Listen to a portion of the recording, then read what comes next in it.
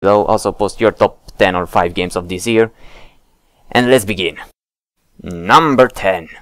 The Stanley Parable. Yeah, it's an indie game. It's more of art than a video game. A game with more than 14 endings. It depends what you choose. It gives you choices what to make, what not to make. You can follow the narrator or not. The narrator is great. The script is also very nice made, very intelligent, also very funny. There are many possibilities in this game what you can do. There are also many intelligent endings that you need to think about or guess them to find them out. Very intelligent made. You can follow him, the narrator, or not. You can do what he says or not, you can go where he tells you or not, you can choose from many different options. You will get very intelligent and unique endings in each situation. A game that really needs to be played. It's very hard to explain, but it's really good. And the narration is very good as well.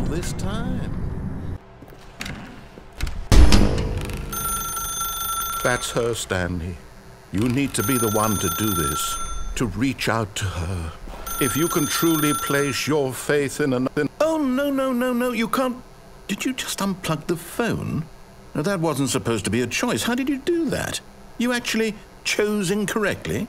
I didn't even know that was possible. So let me double check. No, it's definitely here, clear as day. Stanley picks up the phone, he's taken to his apartment where he finds his wife, and the two pledge themselves to one another. Music comes in, fade to white, roll credits. Number 9. Gone Home, another indie game. At first I thought it was an horror game, but it turned out to be a game where you come home to your parents' house, nobody's home, you just explore everything can be touched, you can interact with almost every object, you can take in radios, you can interact with books, you can read notes, and your object is to find out what happened to your sister. It's a good narration. She tells you what happened through letters, that you can hear her talking to you. You're her sister, and it turned out to be a love story between a girl and another girl. But it's really nice made. The house is big and really good made. You find out secrets, you explore, and First find out the moment you story. see someone, it's like they have a big gold star around them, and you have to get to know them. Well, there's this girl.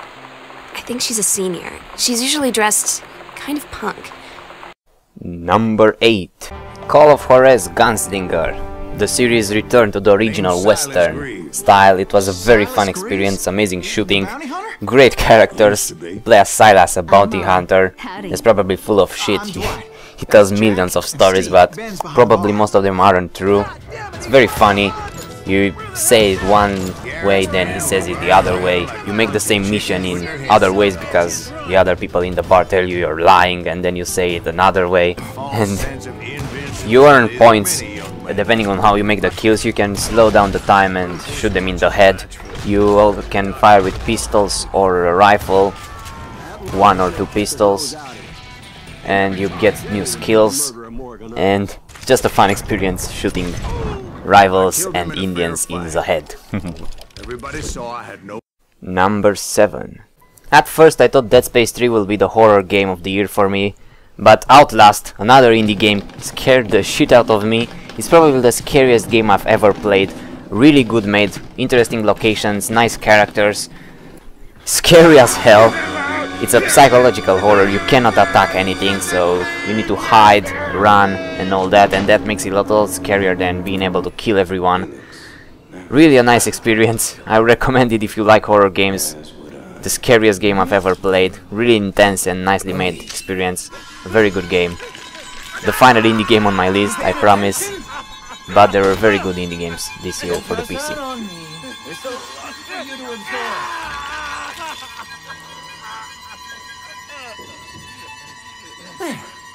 Better now, right? The 7 habits of highly eviscerated people.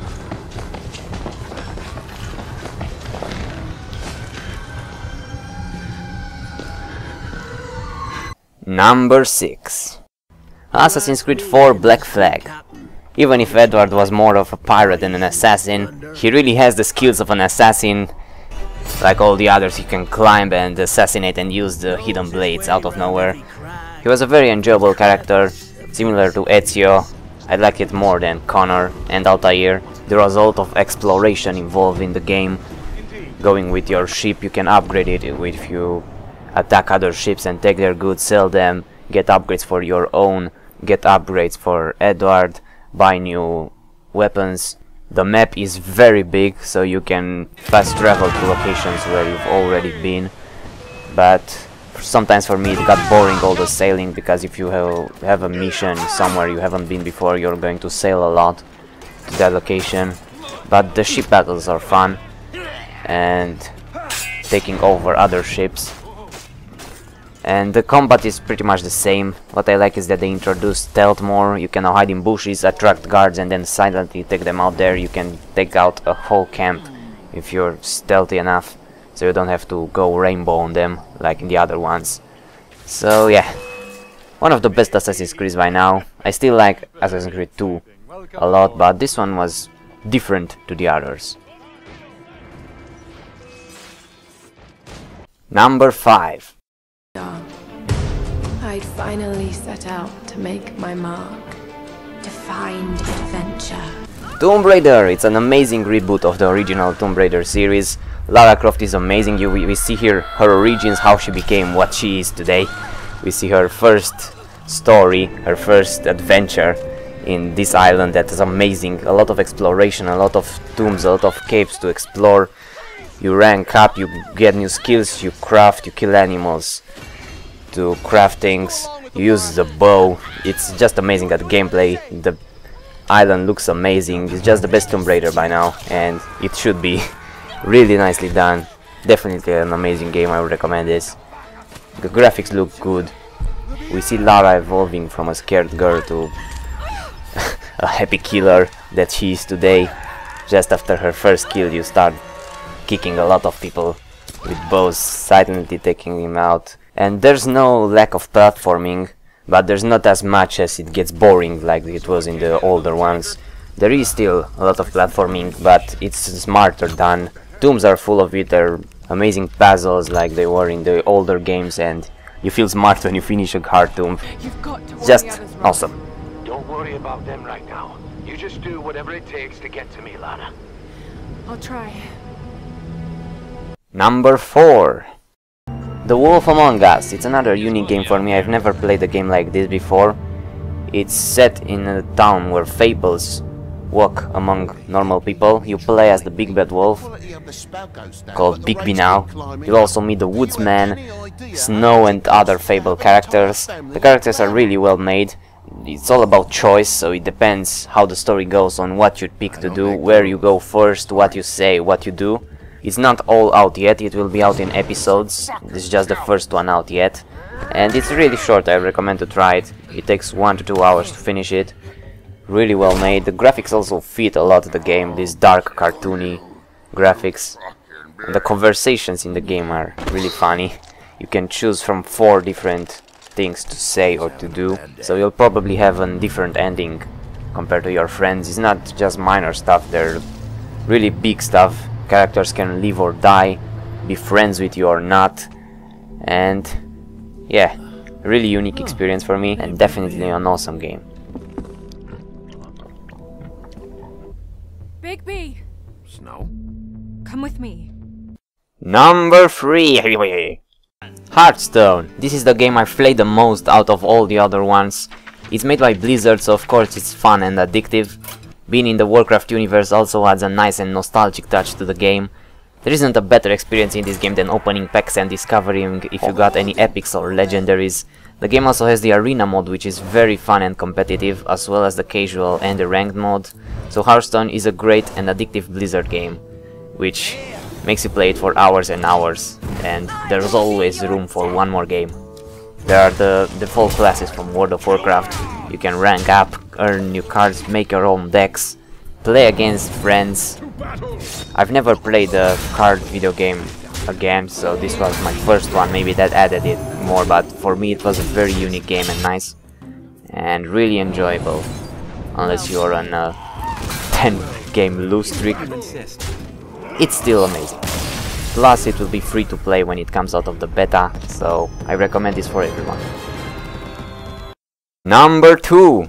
Even if I wasn't a big fan of the first two games, Bioshock Infinite really got me with amazing locations, really good characters, and an ending that will make you call a scientist or go to Google for explanations.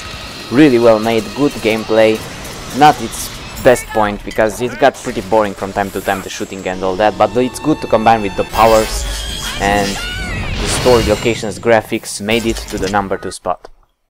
And number 1, the only game in this year that I finished the day it came out, is the third part of my favorite game series ever made, and that is Batman Arkham Origins. Impressively made, even if it's by a different company, not by the original one that made Arkham City and Arkham Asylum. Still a great game, awesome gameplay. They took everything that was good in Arkham City, modified it, and put it in here. If you enjoyed Arkham City, you will enjoy this. It's Arkham City with better graphics, a very good story. It gets better and better, especially when Joker makes his way. Awesome characters, great gameplay, many improvements. The game is still awesome. They didn't change too much, so they wouldn't ruin it because it's by a different company. But Rocksteady will continue the series with a 4th one. So it was my favorite game of this year, and still remains my favorite video games of all time, the Arkham series. I hope you enjoyed this. Leave your comments below. Tell me what were your favorite games.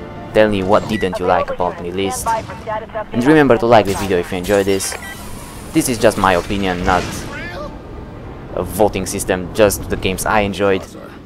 And I'll see you next time. Remember to subscribe or I'll shoot you in the face. And I wish you all a happy new year. Bye.